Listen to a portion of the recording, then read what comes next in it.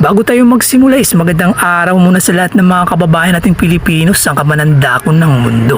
So tuloy pa rin ang buhay. So yan pala guys yung ating mga napapisa sa ating munting DIY incubator na ginawa.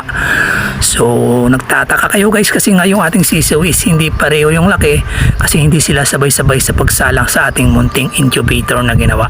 So pero kahit ganun guys is kita nyo naman success pa rin yung ating pagpapapisa. So itong incubator nga pala natin na to guys is halos 2 taon kalahati na to ating ginawa. So tingnan nyo naman halos matibay pa rin naman. So punong-puno pa naman ng itlog sa loob kasi nga non-stop yung ating salang sa pag-incubator. Nagtataka kayo guys kasi nga bakit may flashlight dyan.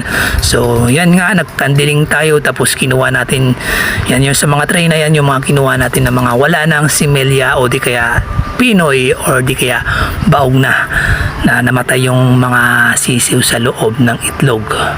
So yan non-stop rin yung salang sa ating munting incubator guys. So na-share ko na rin sa inyo guys kung ano yung mga sekreto natin sa ating incubator na nakakapagpapisa tayo pa rin ng success. So yan yung sensor guys yung sa gilid na yon.